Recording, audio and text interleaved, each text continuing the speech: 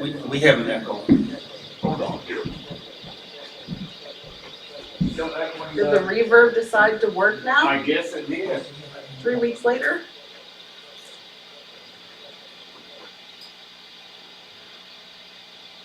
One more time. There you go. Yeah. All right. Yeah. That's, as Jim Butler always says, that's more better. Yep, that's what he always said. Oh, better. More better. Welcome everyone, and we got some new guys in the house. That's great, or semi-new, or reruns, or I'm 45 years old. 45 years old. I like So- reruns. Reruns.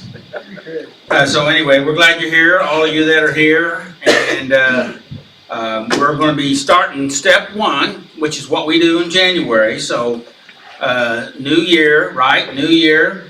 Everybody did okay in the new year. It's a new beginning. Old things are passed away. Now everything else is new. That's right. Right? So Yeah. let it be so. And so this is Saturday Night Live Recovery, and we're here to talk about recovering from this messy life that we're all in. And it's messy for all of us. Now, the people that have it more difficult, in my opinion, are those that don't realize that they're living in a mess. Hi, guys.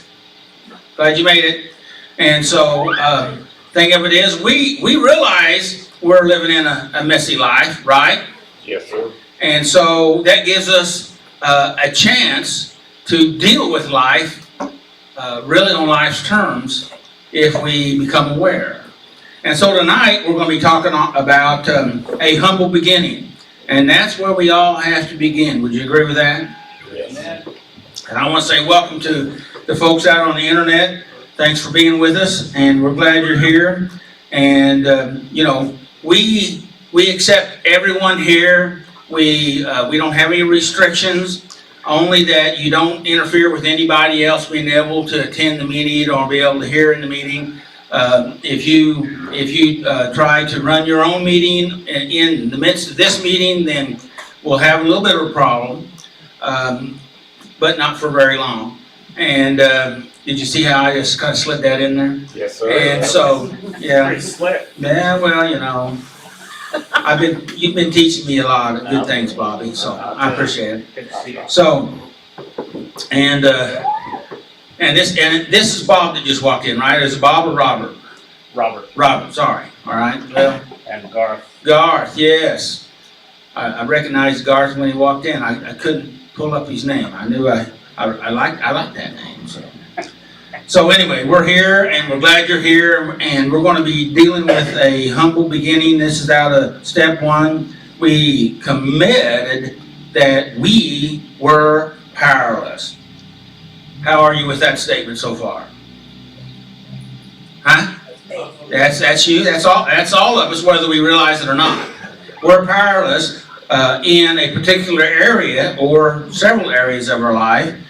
We're powerless over our problems, that our lives have become unmanageable. Anybody here line up with that statement in any way, shape, or form? Yes. If you didn't raise your hand, you are a liar, by the way. So, yeah. And so, anyway, we're going to be I'm going to be talking about later on well, maybe during the meeting too, because I get involved in the meeting as we go through, but why do we try to influence or control God? Anybody here ever tried to influence or control God? That's called manipulation. That is called manipulation. That's also called a control freak. Does that count bargaining? Bargaining would bargaining be a form of control? Yes. Yeah, if you do this, yeah. Okay. That would be what we might call influencing a little bit. So we're going to be talking about that. Plus, if we have time, I'm going to touch on how to build mental strength. And by the way, I have a few sheets of paper on what we're going to be covering. It's got the questions on it that Willie and Brandon will be covering. And did you give Brandon, one of those sheets? Not yet, Okay. I will. Oh, he's got one. And it's got some information on there about the questions and also some of the other things that I may or may not get to tonight, which the way things go, I don't usually get to it. So anyway, so it's there if you want it. So let me, let's see, I want to read one quote. Is it all right if I read one quote? Because I like quotes and I think they're really good for us. I may read two. This is Einstein. He says, a true genius admits that he or she knows nothing. See, the more you know, the more you find out that you don't know. Amen. Yeah. I think that's what that's referring to. Not that I'm a genius or anything, but it seems like that's the way it's working. Zig Ziglar. Anybody here familiar with Zig Ziglar? Yeah. Zig. Yeah. Well, he said this. Humility will open more doors than arrogance ever will. And of course, we want to be talking about being humble and humility. And also, we're going to touch on humiliation and the difference between those. So, anyway, we're ready for the band. Is the band ready for us? Yes, sir. Here we go. Welcome, everybody.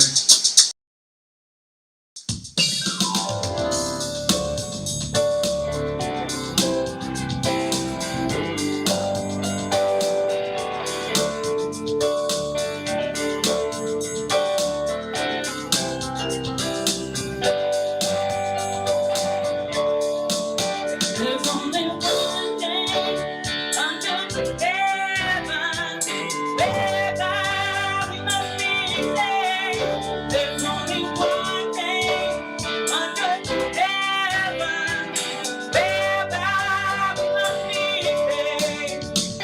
I remember the blood baptized in the water, filled by the Holy Spirit, washed in the blood. I was washed in the blood.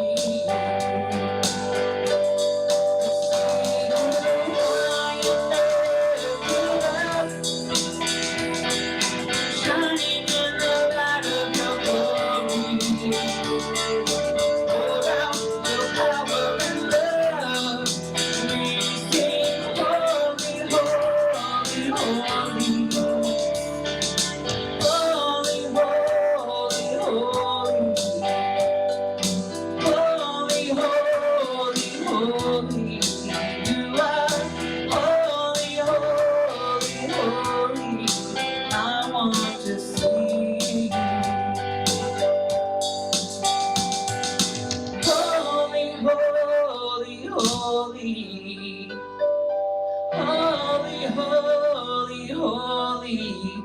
You are holy, holy, holy. I want to see you.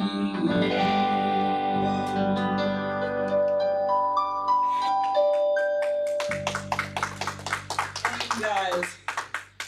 Honestly, I didn't think I was going to make it here tonight. I've been sick all week, and I'm just glad that the fever broke over 48 hours ago. So, Your voice sounds beautiful. thank you.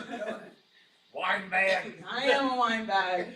He's the only one I'll say that to me. So, this next song is really awesome. Whenever I realized that, like this is scripture. It's called Revelation Song. I'm sure you've heard it if you've been here. And in the book of Revelations, it talks about like this song is being sung 24/7 in heaven. And if you guys know the words, sing along. If you don't, just close your eyes. Don't close your eyes, but try to envision like this being sung. Like this is one of our favorite songs because we're singing it with the angels. So.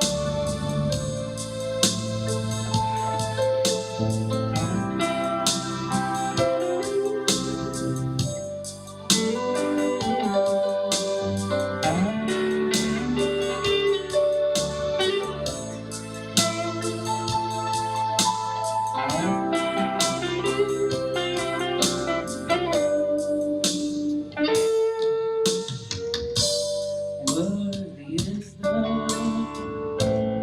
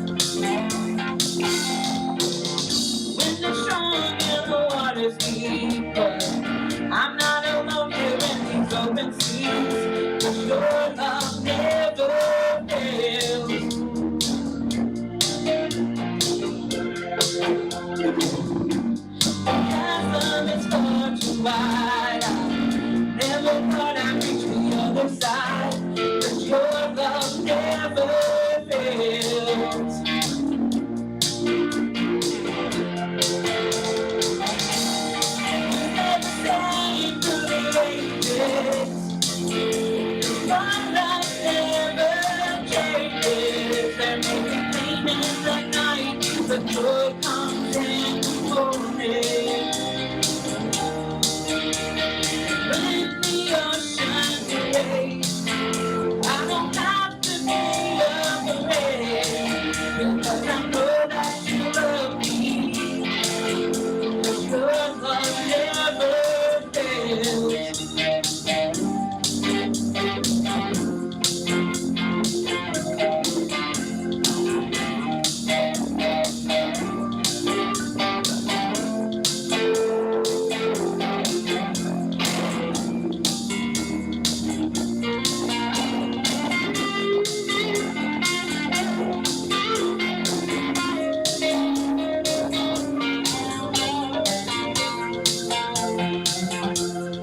You make all things work together for my good.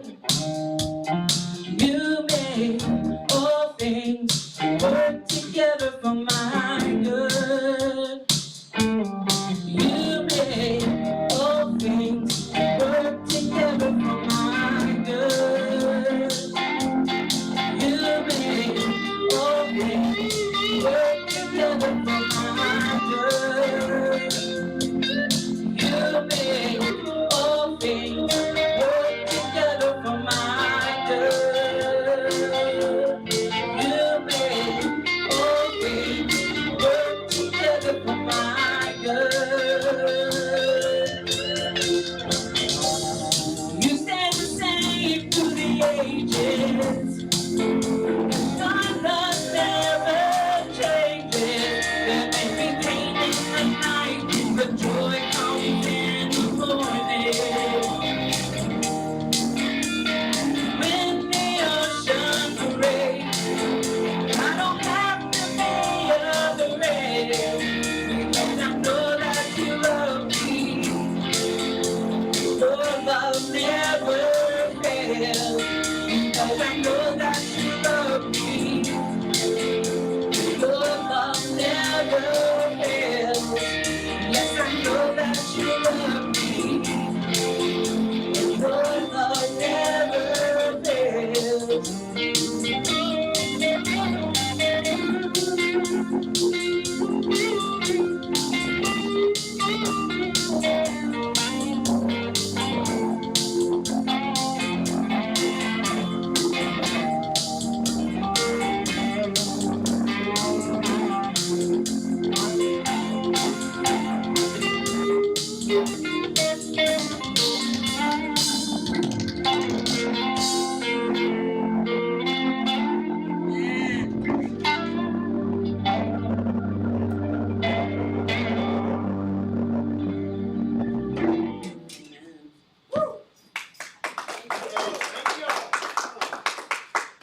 Watch that board. Corey. Hello, my name is Corey. I had the mic way off from where you needed it. Hello. And these are the 12 steps. All right. Number 1, we admitted that we were powerless over our problems and that our lives had become unmanageable. Step 2, we came to believe that a power greater than ourselves could restore us to sanity. This thing does not move. Step 4, we made a decision to turn our wills and our lives over to the care of God. Step 4, we made a searching and fearless moral inventory of ourselves. Step 5, we admitted to God, to ourselves, and to another human being the exact nature of our wrongs. Step 6, we were entirely ready to have God remove these defects of character. Step 7, we humbly asked God to remove our shortcomings. Step 8, we made a list of all persons we had harmed and became willing to make amends to them all. Step 9, we made direct amends to such people wherever possible, except when to do so would injure them or others. Step 10, we continued to take personal inventory, and when we were wrong, promptly admitted it. Step 11, we sought through prayer and meditation to improve our conscious contact with God, praying only for knowledge of His will and the power to carry it out. And step 12, having had a spiritual awakening as a result of these steps, We try to carry this message to others and to practice these principles in all of our affairs. Thank you. Thank you. Thank you.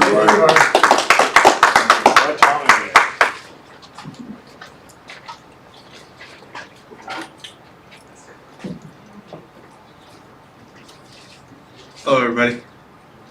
Hey, Johnny.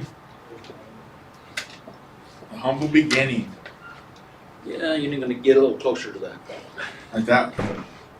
How's that? Closer. No? It's hard for me to. Is that better? I think that sounds better. What? All right. A humble beginning. Bible reading, 2 Kings 5, 1 through 15. We admitted that we were powerless over our problems, that our lives had become unmanageable. It can be very humiliating to admit that we are powerless, especially if we are used to being in control. Get close to the mic, Tommy. Oh, Turn a little bit, maybe you need to turn. yeah. I was, Can't hear you real well. okay, I'll start over. How about that? It can be very humiliating to admit that we are powerless, especially if we're used to being in control.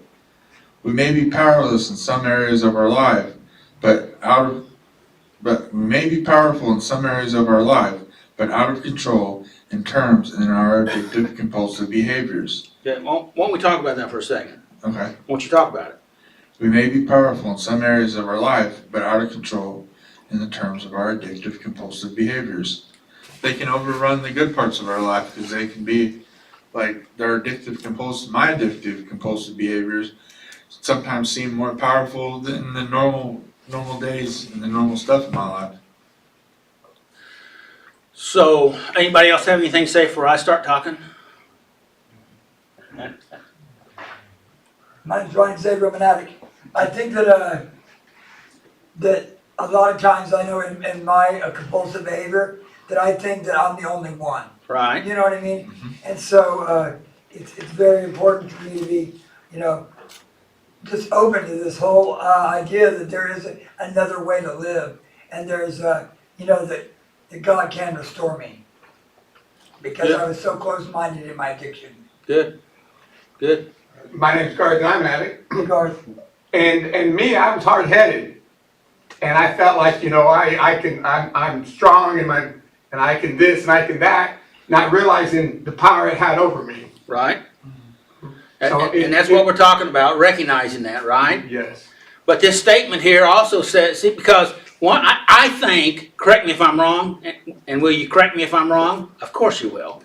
And so, one of the reasons why we don't want to say that we are powerless is because we don't feel that we're powerless overall, because we're able to manage some things in our life in a reasonable way, right? We have some power in some areas. But the trouble is, this particular problem, or a compulsive behavior, you know the one I'm talking about, right? Hello? Yeah, I do. This compulsive behavior or addiction, or both, it could be both, that if we don't recognize we become unmanageable in that particular area, and if we're not able to recognize that, what does it do to our life? Screws it up. It's just like a major anchor that just sucks us down, and it starts to destroy and affect even the things that we are able to manage, right? Right? We're able to manage some things in our life, and seem to be. I can even show up to work. I may be hungover, but I can show up.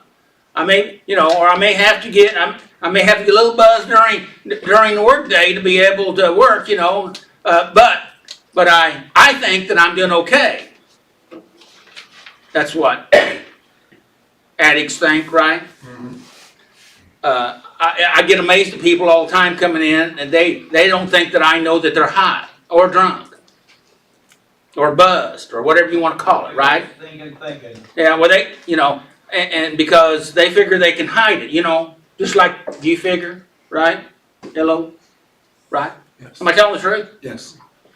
So, what we're talking about here tonight is being able to recognize that maybe we have some power and some control in certain areas of our life, but there may be this one giant monster that's squeezing the life out of us. Or maybe two. Or three. Because they kind of call in their cousins after a little while. Right? Hello? Amen. Okay. Any comments from anyone?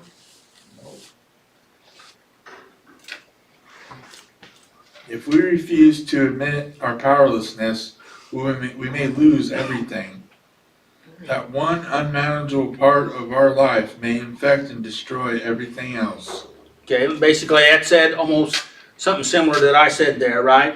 And you already know this, right? That's the reason why we're here. You out there on the internet, some of you know, some of you don't know. Some of you think you're so smart that you can avoid it, right? True. That's what you used to think, right? Yes. Highly. Yes. Constantly. And you could be smart, but you're not smart enough to do that on your own. Would you agree? Hello? I think. My name's Ryan Xavier, I'm an addict. I think that, it doesn't matter how smart I think I am, if it's my mind that's telling me that it's okay to be obsessing and compulsing, it's going to overrun my thought process of self-will. And the rest of the story about our mind, according to neuroscience, our mind will literally work against us. Yep. Because it's not out to make you better. It's not out to make you happy. Okay? It's just out to try to help you to survive this moment of crisis. So it'll tell you whatever it needs to tell you. And it may not be really in your overall best interest. Am I telling the truth? That is better. Has anybody ever had that happen to them? First thought wrong. So anyway, thank you, Ryan. Ryan, right? Yes, sir. Ryan. So, anything else on that? Okay, now we're getting ready to go into the Bible story. The experiences of the Aramean army commander Naaman illustrated how this is true. He was a powerful military and political figure, a man of wealth, position, and power. He also had leprosy, which promised to bring about the loss of everything he held dear. Lepers. Hold on, right there. Yes. All right, so now this is an illustration of what we just talked about obsessive compulsive behavior and addiction, right?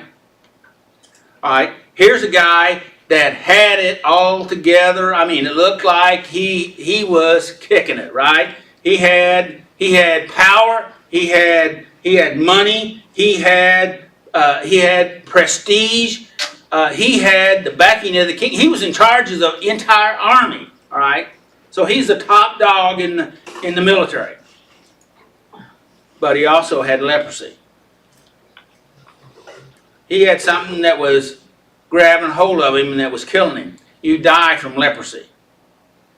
There was nothing that can be done. That's the reason why they had leprosy camps. They made people go to those camps. And if their family didn't bring them food and try to take care of them, they did it from a distance, they starved to death. By the way, prisons kind of worked that way back then too. Did you know that during, lifespan during that time was about 30, at the most 40. Some went a little longer. All right, and I was the possibilities of a baby to live to being older than 5 was like between the death rate was like 60%. Things were harsh, okay? So here we are. He was done great. Now he had a disease. What am I going to do? You can't buy your way out. You can't leverage your way out. You can't fight your way out. There's no way out. Let's see what Tommy has to say. Lepers were made outcasts from their families and from society. Ultimately, they faced a slow, painful, and disgraceful death. Naaman heard about a prophet in Israel who could heal him. Okay, stop right there. So this slow and painful and disgraceful death, does that remind you of anything else you may be aware of? Reminds me of my addiction. Your addiction? Yeah, no doubt. Yeah, right? How many people do we know in, well, let's just narrow it down into the last year that have died because of their addiction. Maybe they've gotten clean, but because of past usage, it really took a toll on their body. You know, people die out of this meeting every year, and I hope it's not you this year. I hope it's not me. But hey, I'm okay. If I die, though, my wife will kill me. So she threatens me all the time. She said, I can't die until we go in the rapture. So, well, I don't know how old I'll be. It could be tomorrow, though, right? Mm-hmm. So anyway, all we can do, I just got off the phone. You saw that I got a phone call, and I don't normally take phone calls, but I don't know. I just took this one. I didn't have the name down on it, so somebody hadn't called me, and he hadn't called me for I don't know how many years. But he says I really do love God, but I keep making those choices. You know what I mean? And I told him, as the same thing I always tell you guys, is, well, we need to learn from our mistakes. And it's not our performance that saves us. It's God's grace that saves us. But to have a better life, we have to learn from our mistakes. Right? Does that make sense? Mm-hmm, I agree. So if you have a relapse in whatever area you have that problem in, the question is, what did you learn? What did you learn? And sometimes we don't know. I'll tell you the truth. Sometimes we don't know what to do, but it's rare that we don't know what not to do. Would you agree with that? Yes. Okay. We know what not to do. Generally speaking. Yeah, we all can still do it. Oh, you can still do it. Oh, yeah. Because you want to do it. Okay? Or you feel you have to do it. Or whatever excuse we come up with. There's always free will there to misguide us or to guide us in the right direction. But my point here is, when we find out that that was a wrong choice, we need to make sure we learn and say, I don't want to be that way. That's not me. That's what I did. I did that, but that's not me. That's not who I am, and that's not the way I'm going to be. Now, that sounds easy right there, right? But we all know it's not so easy. But the fact of it is, that's the only way to begin to turn that big old ship around, which is your life, and get heading in the right direction. Because if you know you're off course, we need to start moving towards the right course. And you say, I don't know for sure what the right course is. You know, Abraham had the same thing. He didn't know where God was sending him, but he knew it was that way. Okay? It wasn't that way. Okay? Now, Jonah knew where he was supposed to go, and he decided, well, I'm supposed to go here, but I'm not going there. I want those people to go to hell, so I'm going to go this way. So he ran the opposite way, right? God provided the fish. Yeah. He helped him to alter his thinking, which and changed his he's mind. done the same thing to you guys, right? Yes. And to me. So that's what we're talking about here tonight. Is any of this making any sense to you? Hello? Yes. A restoration to sanity. Yes. Yes, amen. That's right. And that's what we want. Because all we've been doing is really lying to ourselves. You can fool some of the people some of the time, and you can fool some of the people some of the time. How does that go? You can fool some of the people all the time, and you can fool some of the people You can fool all the people some of the time, but you can't fool all the people. all the time. That's it, yeah. And that was Abraham Lincoln that said that. Was that? I did not know that. Yeah, I think Abraham Lincoln said that. Let me add to that, and it's hard to fool yourself. It's hard to fool yourself, Unless But- your mind is totally shut off. but all of us here have lied to ourselves long enough that we then are able to be persuaded or pushed or yield to that. Yeah. And that's what we're talking about here. We know what not to do. And if you know what not to do, Oh, then don't do it. oh, wretched man am I. Who will deliver me from this body of death? So it's a struggle. Okay? And you know what? It's down to, when it comes right down to it, it's not, I kind of even hate to say it this way, but I think it's the truth. It's not what you do or not what you don't do. It's where you're at in your heart. Where you're at. And the house. If you want to do and be the right thing, even though you may not be able to be that, you can't stay on that target and you'll come to it. Okay? If you mess up, don't beat yourself up. Just get up and head in that right direction. Okay, John? Does it say in the Bible somewhere, as the heart is, so is the mind? Where the heart is. I'm not familiar with that. I think he's thinking, as a man thinketh, so is he. That's Old Testament.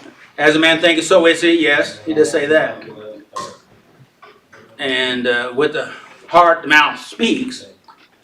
But I wasn't familiar with that terminology. Okay, back to you, Tommy.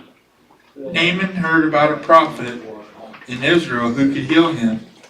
He found the prophet, and the prophet told him that in order to be healed, he needed to dip himself 7 times in the Jordan River. Naaman went away outraged, having expected that his power would buy him an instant and easy cure. Cure. All right, hold it right there. An easy and instant cure. So what would you call that? Instant gratification. Instant gratification? Yes, that could be. Drugs. What? Drugs. All those times I'm like, God, take this from me, and I was still drinking, and I'm like, well, why haven't you taken this from me instead of doing my part to... Well, here was the rich guy that came up to the door asking to be healed, and some of the story that he didn't share there is the prophet didn't even come to the door. He sent one of his servants and said, give him this message to go dip 7 times in the Jordan River. And that made him mad because he felt like he had an expectation, all right, which I call entitlement. Have you ever heard of entitlement? Yes. You know anybody that feels like they're entitled? Indeed. Okay? And when you feel entitled, then you feel like it's owed to me, you know, this respect, this treatment, this whatever. Okay? You got to. And be honest with you, we have a country and a world that's pretty much flooded with some of that thinking, or a lot of that thinking. Would you agree with that? Yeah, I agree. And so he felt entitled, so he got mad, and the Bible said he went into a rage and stomped off. Does that sound like a person that's entitled? And so he stomped off, and his right-hand man, his next in command said, he said, Father. He called him Father because he had, not only was he his one of his soldiers, but he had a close connection with him. All right. Not everybody could have walked up and said what he said, but because he had a relationship with him, he said, Father, if the prophet would have said something hard, you would have done that. He said, well, the Jordan's dirty. It's a nasty river. He said, we got better rivers than that back home. I could have just did that. He said, but if it had been something hard, you would have done it. He said, okay. So we went and did it. Right? And God touched him. Right? That would be called some humility, which we're going to be talking about. He had to humble himself, be willing to humble himself, be open to the possibilities of something that we can't figure out. Now, that's a mouthful I just said. Anybody know what I'm talking about? Because we always want to get our brain wrapped around everything, because we figure if we can, get our brain wrapped around it, then we can control it. We can manage it. We can master it. Absence of knowledge does not mean absence of existence. I always like that saying. That is a good one. That is a good one. So, what we have to do is acknowledge that his ways may be higher than our ways, and his thoughts higher than our thoughts. Right? Okay, Tommy. Yep. Anybody else have anything else to say? Okay, go ahead, Tommy. In the end, however, he acknowledged his powerlessness, followed the instructions, and recovered completely. Our diseases are as life-threatening as the leprosy of Naaman's day. They slowly separate us from our family and lead us towards the destruction of everything important to us. There's no instant and easy cure. Hold on right there. So, what are some of your doubts? That I won't recover. Boy, that would be a big one, right? That I'll fall to everything I've grown out of. Mm-hmm. So, what are your fears? Yeah. What are your thoughts? That if I do get sober, that who I am sober isn't fun, or she's boring, or people won't want to be around her. Because the only time people wanted to be around me whenever I was at the life of a party. But that's a lot of what went through my head whenever I even had people tell me that, like, you're not gonna be fun anymore, Aw. yeah. So We talk about recovery, we just talk about being fearful. Say it again. Talk about recovery, we just talk about being fearful. Because in my head, when I try really hard and I slip up the littlest thing, my mind wants to tell me nothing more than how I ain't good enough or whatever. My biggest fear is that no matter how hard I try, I'm never gonna be able to do the things I need to do, to be able to go to heaven. And that's really where it's at. I mean, I find myself focusing on this so much that, it's almost like my mind tells me I might as well just give up. It's over little things that don't even matter. But I've learned to not react to my thoughts so much and to, take the time to think it through before I do. But it still happens all the time. I mean, I've seen this week and on everything. My PO's coming to see me and I'm so worried that I know already, but my mind's not gonna tell me that. I'm always trying to be more and trying to get better. And it's like, I know that it's the grace of God that gets us into heaven, but yet I'm trying to earn it by what I do, what I say, and how I act. And the truth is, my mind's not my friend. That's true. And could it be possible that what our mind is telling us is really an opportunity to practice on where it is that we want to go? Shall I say that again? Huh? It's doing it all wrong. It's telling how it spells, not Well, how. the trouble is, but it's an opportunity to practice. Practice on what you want, where you want to go. And that begins every time we do that. Every time we are faced with the opportunity, and we say, "No, I'm not going there. I choose to go here. This is the way I'm going to go." We rewrite that neural pathways in our brain to help us to continue to do what we're trying to do. Because see, we have a highway in our brain taking us to destruction, and what we have to do is we have to weaken that thing by not driving it anymore, and create and drive on that highway that takes us to where we want to go, and the way we want to be, and the way we need to live and want to live. What's in our best interest? To be our best selves. And so some people say, well, I keep having these thoughts coming up. Well, that's an opportunity to redirect. Okay? Anybody here ever worked with tools that you have to calibrate? Right? Calibrate, you got to calibrate the tools. Well, you know, some tools you do once a week. Some tools you do once a day. Some tools you do once an hour. Sometimes you do it more often than that, depending on how critical it is. But it's you're adjusting, and meditation and prayer is part of that adjustment process. Is because we're all upset because we can't stay in that place because we drift off one way or another, right?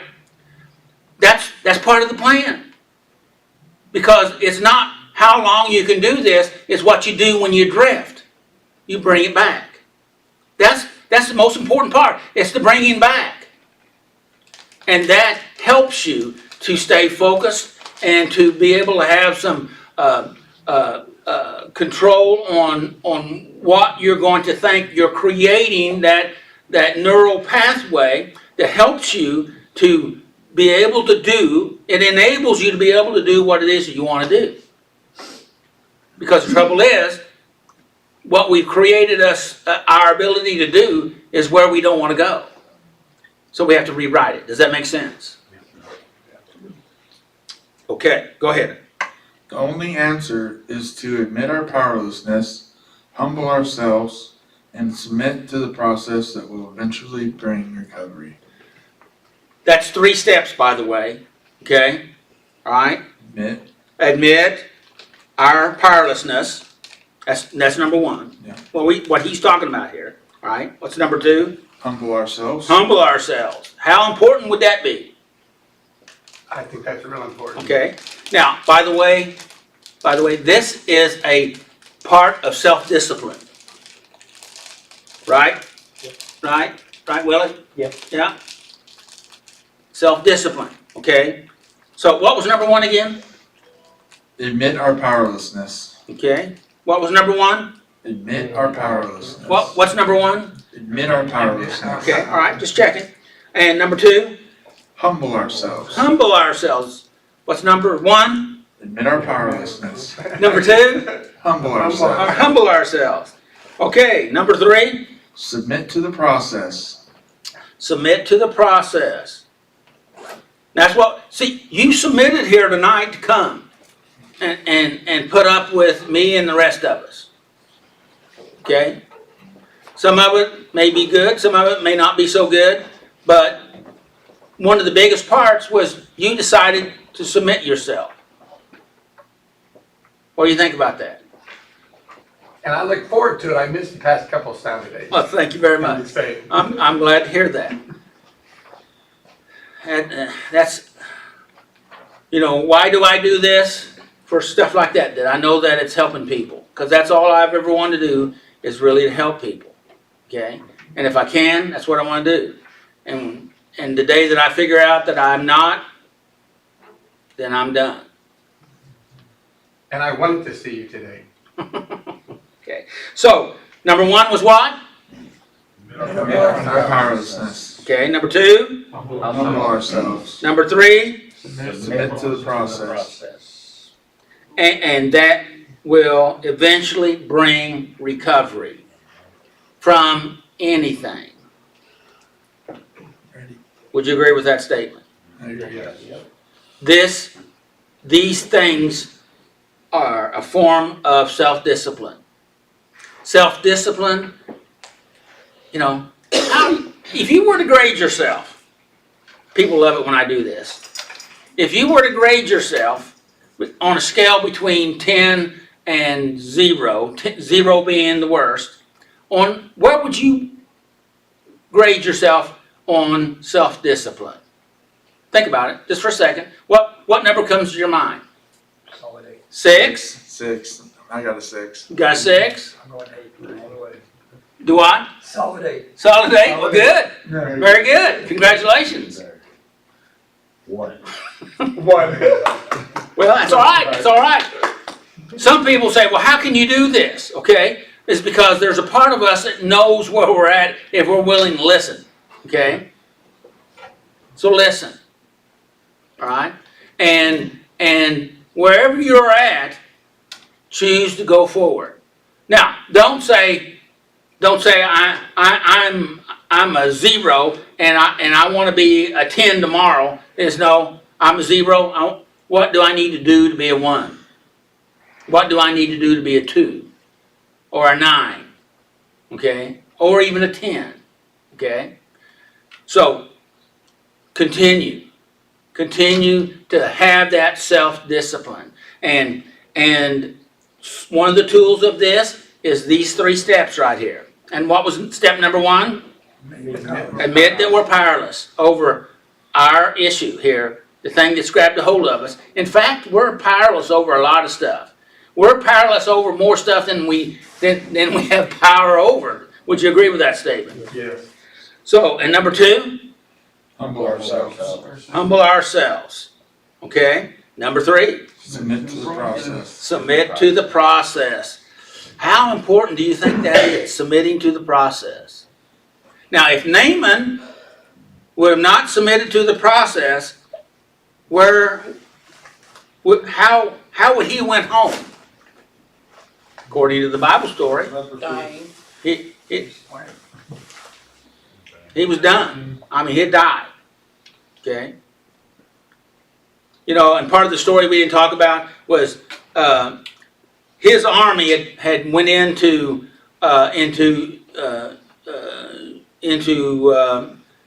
Israel and taken some captives, and they took one little girl, and this girl was given to Naaman's wife to be a servant, a handmaid.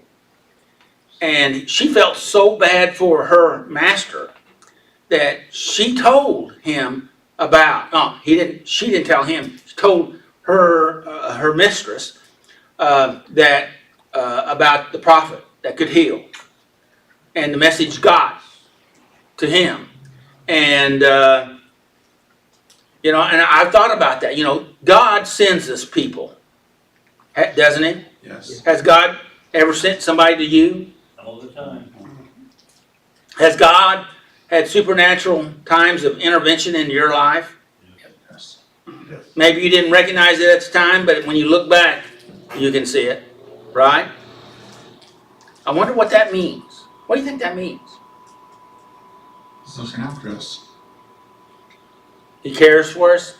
Even when you're trying to kill yourself, He's still there trying to take care of you. Even when you're at your deepest, darkest point. Yeah. There's no coincidence. No coincidence. That's Yes, it. I agree. Mine's running dramatic. I also think that if God puts something in my heart, okay, my mind is talking about creating those neural pathways. Okay, if my mind's telling me to do something else, and my God puts something in my heart, that neural pathway is where my mind needs to line up with my heart. Because if my God, in my understanding, is loving, caring, and kind, and I can get my mind to get on board with what God has put in my heart, then that is the path. That's where I need to be at, because my mind can trick me, but if I have that loving, caring, kindness, that my higher power is put in my heart, you know what I mean? Right? And it's time for my mind to get, that's the pathway that I need to, you know, it needs to bond. you Right. know? Well put. That's good. Thank you, Ryan. Yeah, John. And God never grows weary in the process. I didn't understand that.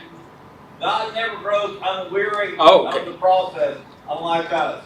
Yeah. We want it done. We want it one and done. Right. We want it right now. But God is patient. God is kind.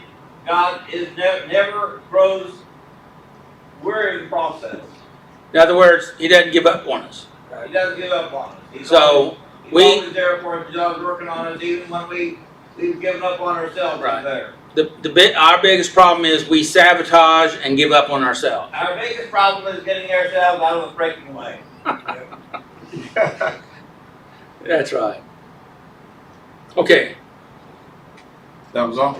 that's it? Yeah. All right. Thank you. Thank you. Thank you, everybody.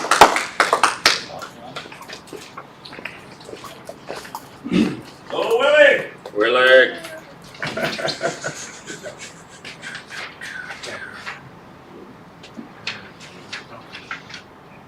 How y'all doing? I'm You hear me all right?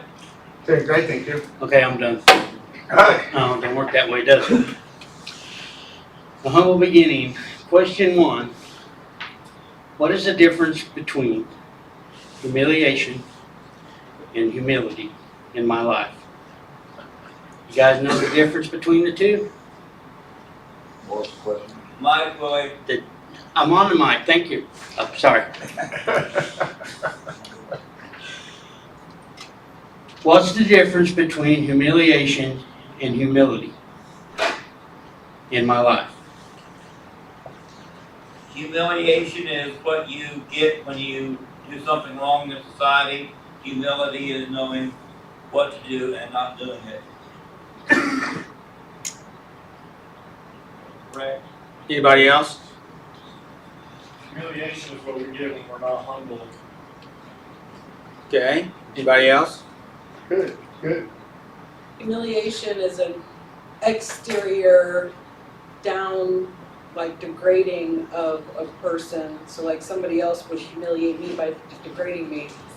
But being humility is letting go of my ego and seeing myself for what I really am and admitting my flaws. I've always thought humility, sorry, are you done? Yeah. Humility is being, not thinking less of myself, but, you know, of myself less. Good. So I don't have to tear myself down, Yeah. you know. That's It's good. basically like the humiliation is a feeling or a reaction that I would have from somebody opposed to me or even myself, you know. But the humility would be is that I'm equal. Equal. Good. I'm no less than or better than anybody else. I'm equal because I'm human. It's good. Anybody else?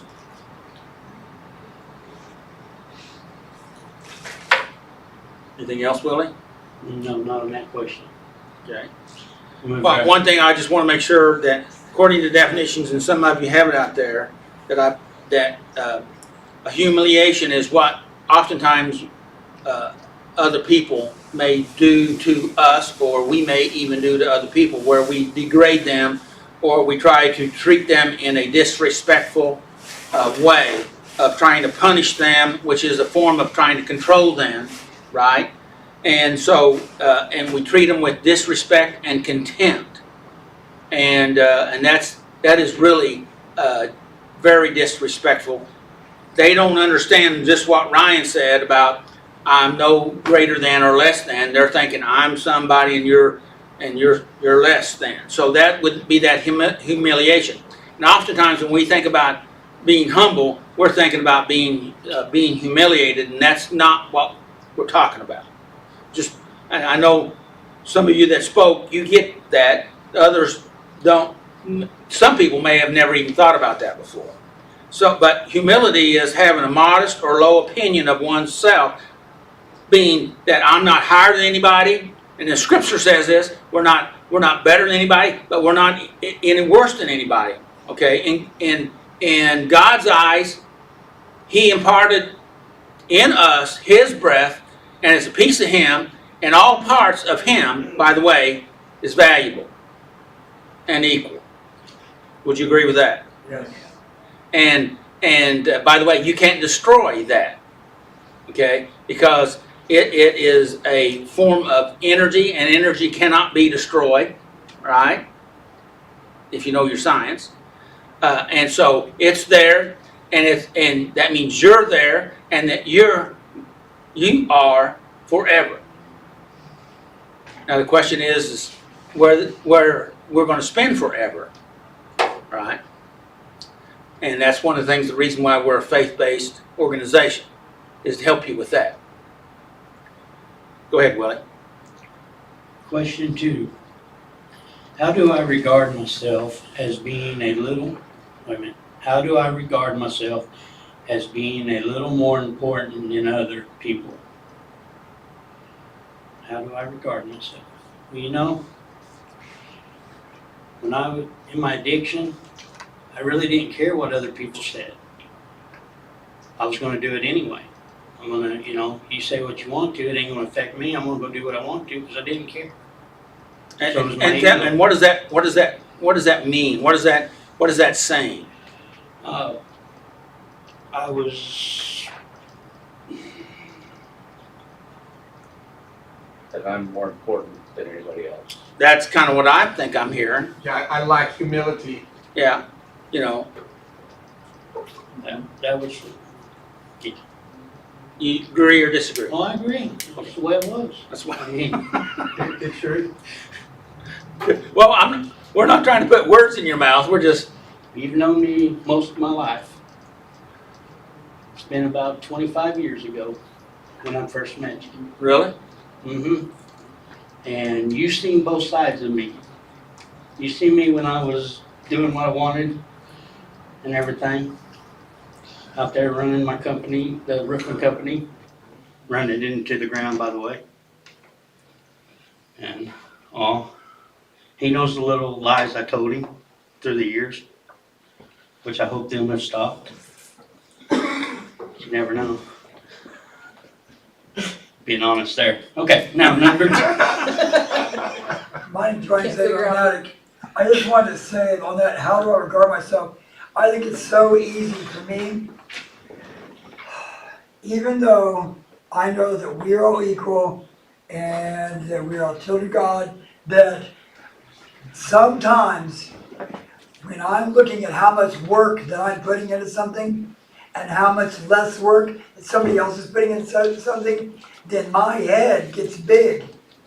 And I have to, it doesn't matter how much work I'm putting in or how less work somebody else put in or how less I am or they are, because I don't know when God is going to touch their heart. Right. Because somebody that I have learned from my experience that some people are sicker than others.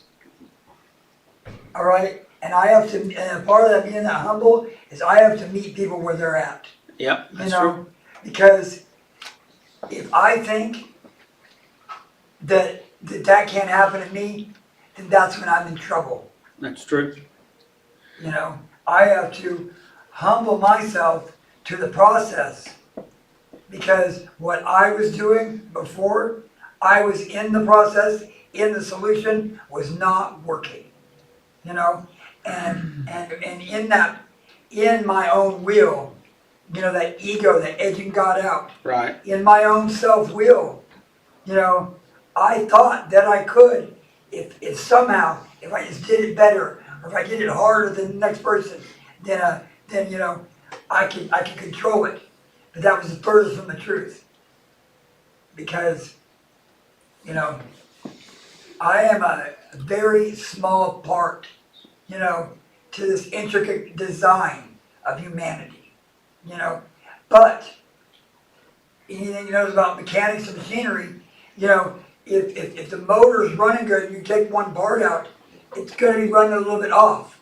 It might not just self-destruct and blow up at that second, but it's not gonna run right until it does run itself in the ground like you just said. Because, in my mind, if it's still running, I think I can still fix it. What's the problem? But there's some things, when I admit that I am powerless and I release it, then I'm free to continue my process in God's will. And that's called peace. Yeah, serenity. That's called peace.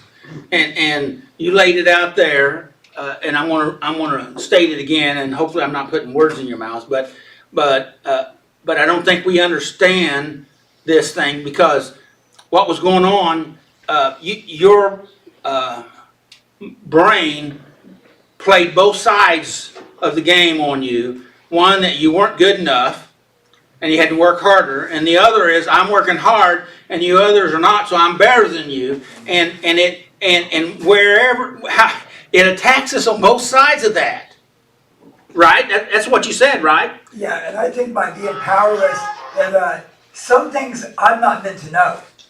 There are just some things that I'm not meant to know, and that's where I have to surrender my will, because that's not for me to know. It's not for me to, I can't tell somebody else how to do this when I am powerless myself. Right. And there's a place that, and Garth alluded to it earlier, there's a place that logic runs out, and it's in the unknowable, and we just need to stay focused on our own personal business, and that we are in that right. We do what we need to do to be our best selves in those moments, and we're not better than or less than anybody else, going back to your original statement to start off with, which is true. But our brain wants to push us around and get us to act out if we're not careful. But that's an opportunity to practice on it by saying, no, that's not. I know where those thoughts are coming from. They're coming from that destructive force. I'm not going to go there. And you pull it back. And when we go this way, we pull it back, and we continue to walk in that place of humility. And when we're in that place of humility, then we're in peace. And if we let peace be the umpire of our life, then we'll do a much better job of walking it out, in my opinion. And for me, if I can, stay in that humility, it makes me better understand others. Because I know we're at different times of different places of our addiction or what have you, Absolutely. Yeah. Absolutely. And that's, if we go into a plainer form that the scripture uses out of John, is it keeps us out of judging other people. Okay, Sure. Judge not, lest you be judged. Okay, so we keep our thoughts and our mouths off of other people, whether it's one way or the other. Okay, because it's better for us. Because anytime we do that, we're poisoning our own soul. Go ahead, Willie. Question 3. What makes me think I am in control of anything? That's that mind that plays on you. Your mind tells you, hey, you got this, because it wants you to mess up. It wants you to fall. And once you start thinking with that and start putting new in there, then you're on the right path and you're on the way to go. But your mind will sabotage you quicker than anything going on that. Any thoughts, anyone? Well, I'm gonna be obtuse, because I know, shocking. We do have control over our responses and our reactions, so, to think that I don't have control over anything, then I can use that as an excuse to, oh, well, Yep. I don't have control over this, and I don't need to stop, Yep, which you're right, but I think this question is talking about what makes me think that I'm in control of anything, and that's being able to control anything, and that again is part of that control freak mentality. But understanding reality here is, we their Franco, I lost his name there. Anyway, he said that between the stimulants and the response or the action, there is a slot in there that you have opportunity to make a choice. Okay, you can choose what to do or what not to do in between there, that reaction and the stimuli. And so we do have the choice to be humble, okay, or not. And so, but I think the question is primarily talking about here is, I think going back also to Naaman and thinking that he was entitled to things to go the way that he thought they would go, and we all fall into that. You know, our brain creates stories for us to live, and oftentimes it's they're more fantasies than stories. So controlling anything outside of ourselves. Well, yeah, that would be closer to right, I I think. think that's why the serenity prayer is so important, is to distinguish between the things we can and cannot. Absolutely, yeah. That's good, Corey. Are you doing the next one? No, Brandon's doing the rest of them. Let's go, Brandon. Watch that cord down there, Brandon. Vanessa laid a trap for everybody. She sure did. Well, you pay attention. God willing. How's everyone doing tonight? Good. Well, I'm gonna give you my best shot here, even though I got off on the wrong lesson. So I got, right here it says, question 4 says, how do I try to influence or control God or his representatives? And I wrote, still enacting as though I have the best answers. Or, I try to be a good influence on people as far as being a good example on, my recovery, because I don't seem to, I'm pretty passive and pretty humble in that area. But as far as controlling God, I've got to be more humble. To allow his control in my life, because Well, if you're controlling him, then he's not able to have his influence in your life, right? Right. Would you agree with that? Yeah. But we all struggle with, and that's part of our humanness. But didn't even Jesus have some of that same issue?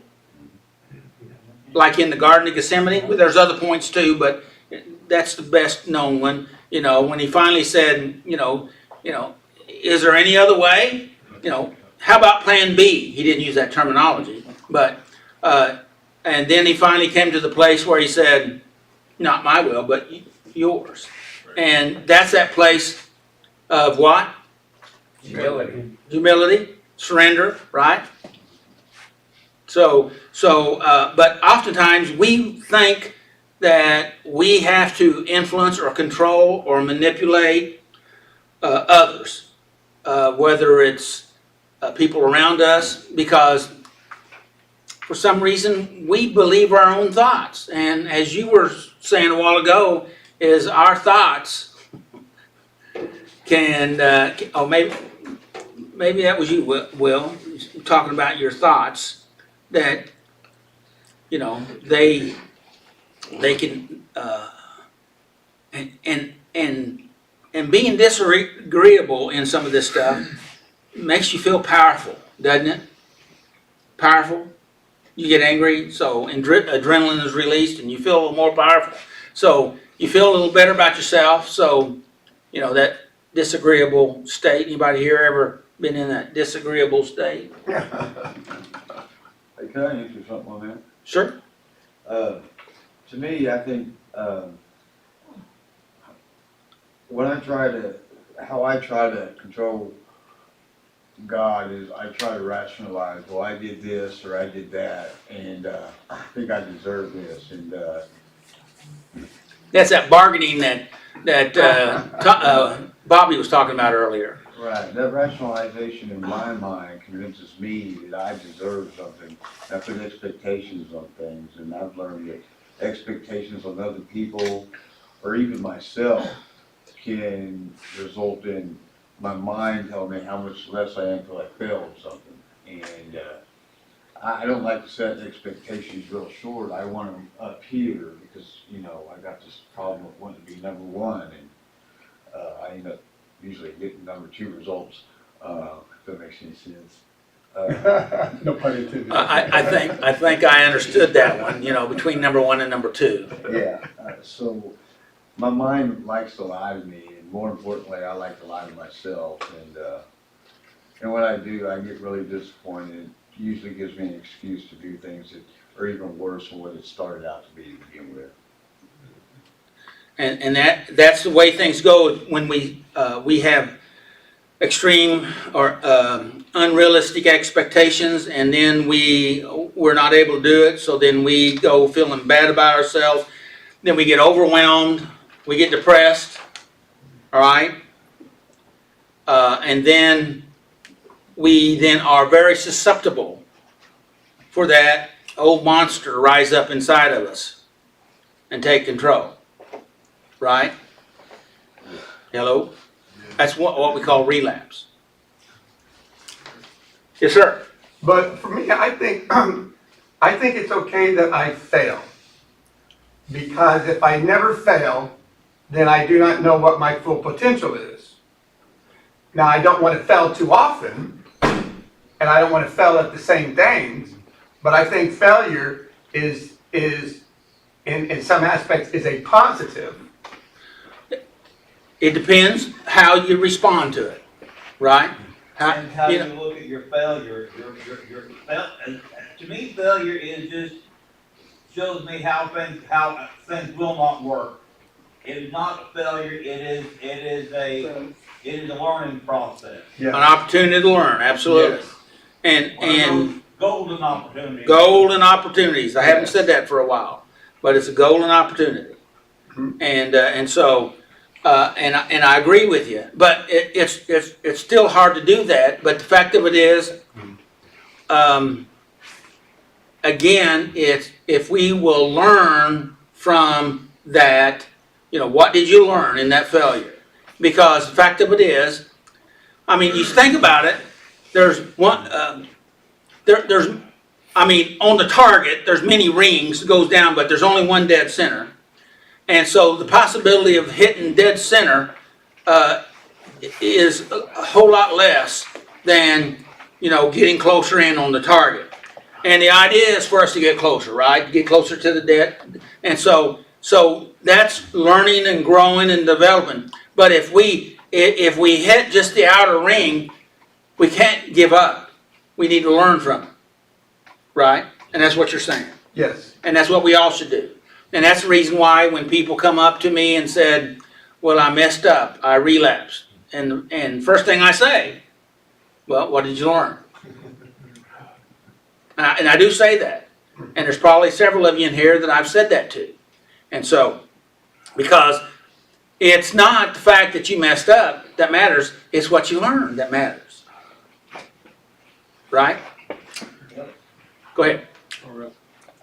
Okay, then question 5 says, when have I placed expectations on other people or God? You know,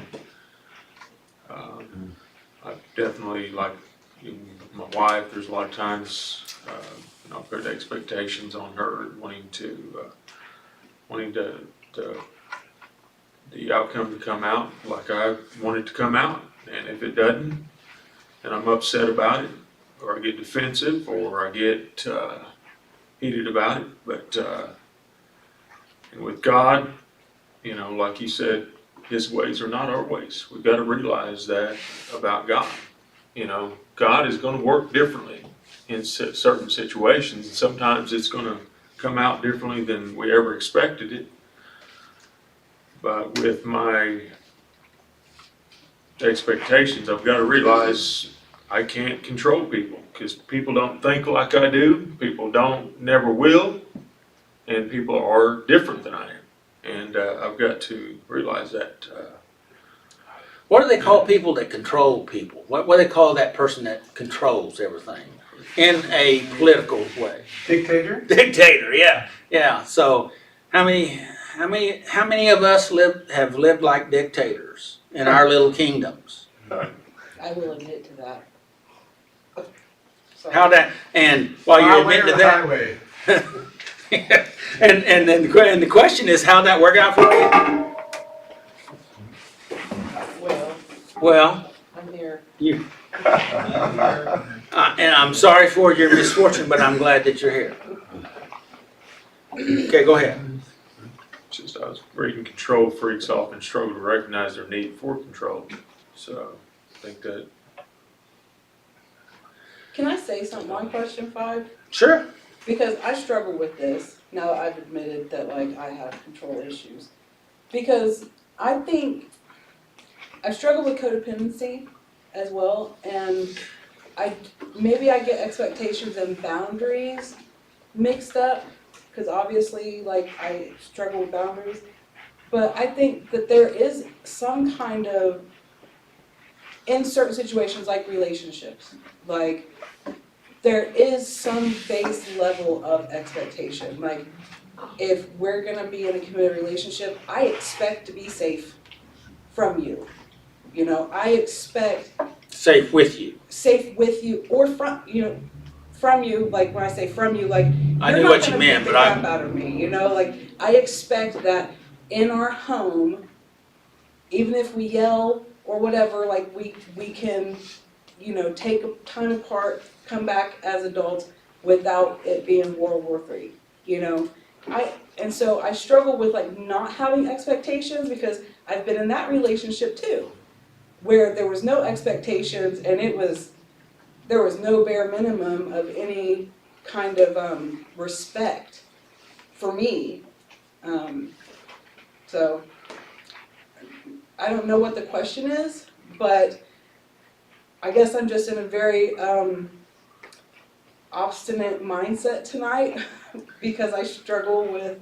There's nothing wrong with, because everybody has those struggles, and part of coming to understanding is processing our way through that. And we'll come back to you. Yeah, I think there's a difference between unrealistic expectations and expectations. Because an expectation would be, like you said, if we have a fight or something like that, we can get through this. But an unrealistic expectation is be something that I would be placing on you, and if you didn't meet my demands, then the resentment comes in. And the resentments are seeds for a relapse all the way, because, how Yes. dare you let me down? Yeah, right. And that would be an irrational, which would be a unrealistic expectation. And it all ties right in there with, like he was just saying, I can't control what anybody else thinks, says, and does, but I can lead by example. And by leading by example, if I'm doing the next right thing, it'll give somebody else hope. That lead with integrity, lead, that in God's will, because like I said, it's not unrealistic,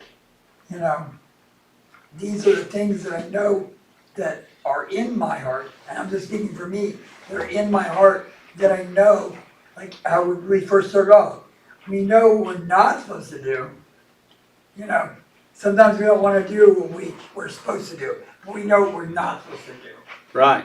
So I have to lead by example, and that's why it's the program of we, Yes. because I learned from your mistakes just as much as I learned from my mistakes, and I hope that somebody else, that's the other piece of hope, I hope that somebody else learns, if I do make a mistake, that they learn from me, not just their mistakes, because we have to do this together. If I could do it by myself, I wouldn't be here. Right. It's good, Ryan. It's good. And so, did that put some pieces together for you? Okay, and one thing that I learned recently about boundaries is that a boundary is just a suggestion until you reinforce it and take action. In other words, a boundary is, I will not you know, this is what I want in my life. This is the fence that I'm prepared here. My action line is if it gets whatever, if it gets too out of control, or if a person yells at me, I have a boundary that I don't let people touch me in a way That's abusive. that's abusive. I've even had people touch me, hit me in church, and I stopped them. And this was a female. I stopped them. I said, "You're not going to do that to me." And this has been it's been probably 15 years ago, and she never has again since that. But I mean, I'm just saying, there's boundaries. I don't. We do that, and that's a boundary that I have. But until we take action, it's just a suggestion that we go ahead and do that. And so it's not a boundary until we even reinforce it, you know. And but an expectation here, and we're talking about unrealistic or irrational expectations of others. And the fact of it is, we're not God, but God, you know, again, we're all given certain, we know what's healthy for us and what's unhealthy for us, right? And sometimes we know what's more unhealthy for us than the healthy stuff. And we oftentimes have to learn that place for ourselves, because maybe we've had experiences that we got used to unhealthy stuff. And we let people do those things to us again and again and again. And we have to, we're the ones that have to change. Okay? We change and it affects everybody. Right? Yep. Corey? Something that really helped me with expectations was understanding that I'm responsible for my own expectations. Good. Whether they're irrational or not. So if I come in here and I expect like 9 people band, and I get in here and it's not that's on me. Right. And if I leave upset about it and I come back the next week expecting the same thing, then again, that's on me. It's not up for. So the expectations I put on other people are my responsibility. When they don't live up to those expectations, that's still on me. And whose fault is that? That's mine. That's your fault. Every time. So you're doing it to you. Not everyone's has been any. Nobody else has made me angry. I have put expectations on them to live how I want them to live, or I think they should live. And when they don't, I get upset about it, and that is not their fault. That's my fault for putting those expectations on those people. And it can go the other way too. I can expect that, oh, when I get there, this person's going to do this, and expect them, kind of go the opposite way, where I expect them to do the wrong thing, and don't give them the benefit of the doubt to do well, and that's also on me. And knowing that, when people come to me and they say, well, I did this and I expected you to whatever, like, I'm sorry, but I can't live up to I can't live up to everybody's expectations, but what God expects me to do, I can strive and shoot for that. Good. And I think that's a healthy way to live. I say this oftentimes with working with groups and even here on Saturday night, is that I'm not really in control, but I am responsible. Okay? I'm responsible for me. I'm responsible for what I do, how I act. Okay? I'm responsible to help you all. I can't make anybody do anything other than, if you're unruly, we would make some suggestions and maybe help and reinforce those suggestions. But you know what? We've been doing this for almost 20. We're going to be starting our 20th year here soon, and we've not had too many incidents in all those years. Okay, we've had a couple, okay? But, you know, to my knowledge, we never had anybody shot or stabbed, I think. And so, I remember we had somebody stabbed on Friday night, but not on Saturday night, so, At the kids' church. yeah. It's kids' church. At the kids' church. I ain't coming on Friday. Maybe they were upset that you didn't have Saturday Night Live on Friday night. Yeah, well, it could have been. Expectations. Yeah, so anyway, thanks Corey and everybody else, go ahead. We're past time, so we gotta move it. Okay. Question 6 says, when have my attitude shown that I believe I know that I'm better than God?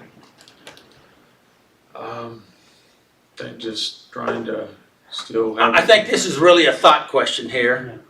Read it again. Okay, it says, when have my attitude shown that I believe I know that I'm better than God? Has anybody ever had that thought? When I don't pray. How'd that work out for you? Well, I'm here. I'm sorry for your misfortune, but I'm glad you're here. Go to 7. Okay, it says, why is it difficult for me to follow another person's instructions? And I put, because of pride in my own heart. I want to do my own way, you know. But I'm working on that. I'm usually pretty humble in following instructions until it's. Anybody have any comments on that? I absolutely have an answer for that, because if I've got to do it, then I'm gonna do it the way I know how to do it. I'm not gonna really let somebody else help me do it, because if I gotta come back and fix it, then I'd rather do it right the first time than have somebody else mess it up and have to fix it and be responsible for it anyway. Like, I know that's wrong. What do you call that personality? Control freak. Thanks. Those exact words are on the paper. Everything I just said? Yeah. Really? I'm gonna read the rest of this later. Yo, guys. I'm here. I'm here based on my decisions. And I need a lot of repairs, so obviously, you know, I need to listen to others. I'm just saying that's me. So who are you speaking to here? Who am I speaking to? Yeah, right there. Well, I think I'm speaking to myself. There you go. That's what I was just checking. Yeah, you know, because I tell you, you know, I stopped a few times, you know, and this time stopping, you know, because each time I learned, you know, I did a lot of thinking each time. And what I did different this time, and which has given me the more confidence that I've ever had than the others, is this time I decided to listen to others. All right. Yeah, and I this think that time I deserves a decided- hand clap there. Yeah. All right. Because I'm hard-headed. And that, you know, and that just kind of kept going to the, you know, same spot. And Garth, that hard-headedness is really a gift from God, but it needs to be bent in the right direction. I hear you. My name's Brian Zager, I'm an addict. I'm gonna go with the car thing again, because with my car, something's wrong with it, and I can't fix it, I gotta put it in the shop, all right? Right. And the guy fixing my car, that's God. You know, because God can fix my car, something that I cannot do. When I cannot do it, my life is unmanageable, Right. I have to bow out and say, look, I cannot do this, I need your help. Mm-hmm. He's the only one. You know, because you can't get me clean and I can't get you clean. But my higher power, you know what I mean? Right. He can work miracles in my life if I let him. If you let it. And that's being humble and surrendering. That's good. Robert. The big thing that helped me be, have the longest recovery so far is that I realized that God speaks through people. He sends people to help you. it doesn't that God just does a miracle. I mean, although He's capable and He does, but most of the time He works through the people around you. And I had to recognize that before I was able to accept the help from people around me. And it just was a big, big difference in my experience. That's good, and see, and I made that point about the little girl that was a handmaid to the wife. I mean, it could, that was God speaking to her, but it could have been discounted. And, there was this probably 30 years ago or more, probably more, God spoke to me through a commercial on TV, and I can't tell you what the commercial was, and I can't tell you even what I got out of it, but I got direction from a commercial on TV, because God can speak to us in so many different ways if we're willing to hear, because it's a spirit. And our spirit that He's given us recognizes God's voice. And trouble is, sometimes we've calloused ourselves up where we have a hard time hearing it. But if we practice, we'll start to listen. Now, again, we know what not to do more than what to do. Right? Because He's already put some of that in us from the beginning. Would you agree with that? And but then, to being able to zero in. Back when I played football, I could hear the coach's voice over all the racket going on in the field and in the stands. I could hear his voice. Why? Because I worked on listening to it.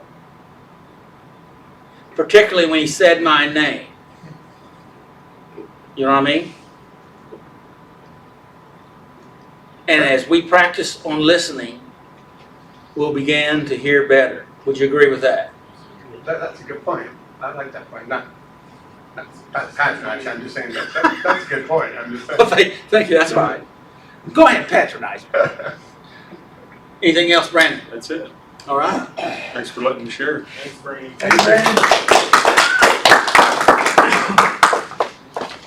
Well, I think we've had a pretty good lesson. How about you? Yes. Anybody learn anything so far tonight? A lot. But I am more messed up than what I thought. Well, don't be discouraged, I'm not. about that, because the fact of it is, when we realize that we're powerless, okay, we can come to the place that we can then submit ourselves and be open to that. Because it really, as Pastor used to say, it's way harder to relearn something than learn the right way at the first. And trouble is, we've all had a lot of misinformation and distortion, and then which leads us to those expectations that we were talking about.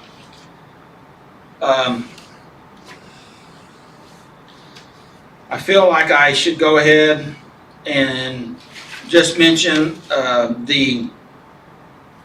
if I can find them on my notes, about the mental strength.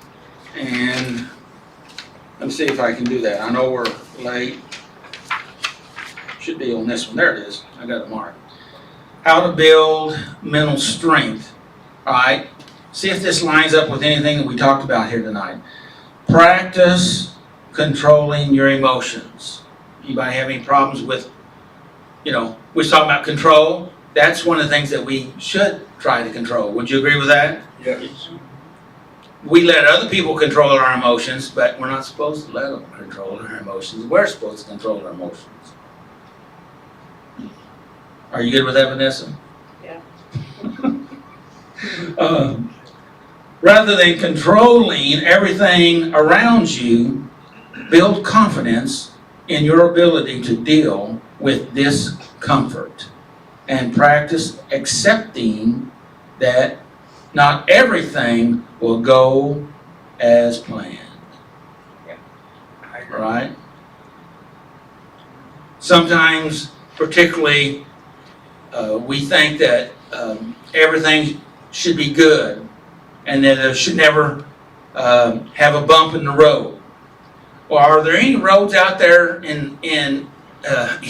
out there that you know of that doesn't have any bumps in it? No, We all have bumps, right? So it's not realistic to think you're not going to have some bumps. And sometimes I've gotten on roads that had big bumps. And then there were some roads I figured out I didn't want to go down. And that's a good plan right there. Would you agree? Okay. yep. Yep, some of those roads you still have to go down to get where you're going. Well, that's true. I was thinking, when I said that, I was thinking about Nicaragua.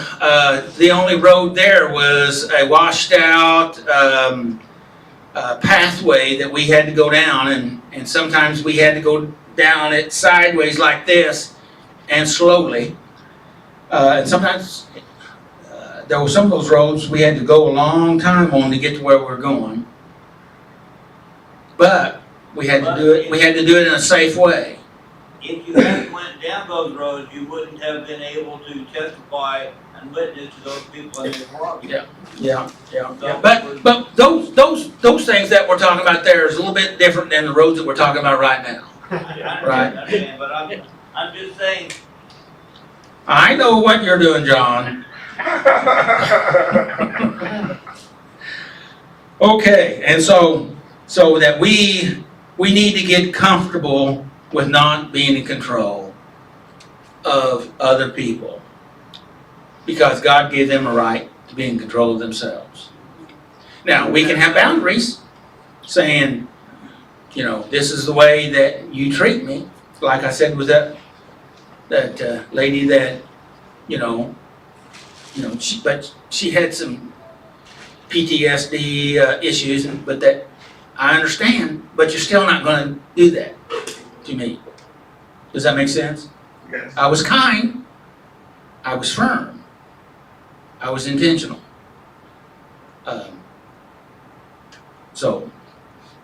And it worked out, because it would not have really helped her any to let her continue to do that. Do you understand? Yes. No. It wouldn't have been good for either one of us. And what we want is to have God help us, and that we grow in that inner peace. Right? Yes, sir. Yes. Any questions? Comments? We're over on, What'd you say? I said we're over on time. Oh, yeah. I'll get up. May the Lord bless you and keep you, and may His face shine upon you and give you His peace. Would you agree with that? Yes, sir. And as Corey has already mentioned, make healthy choices.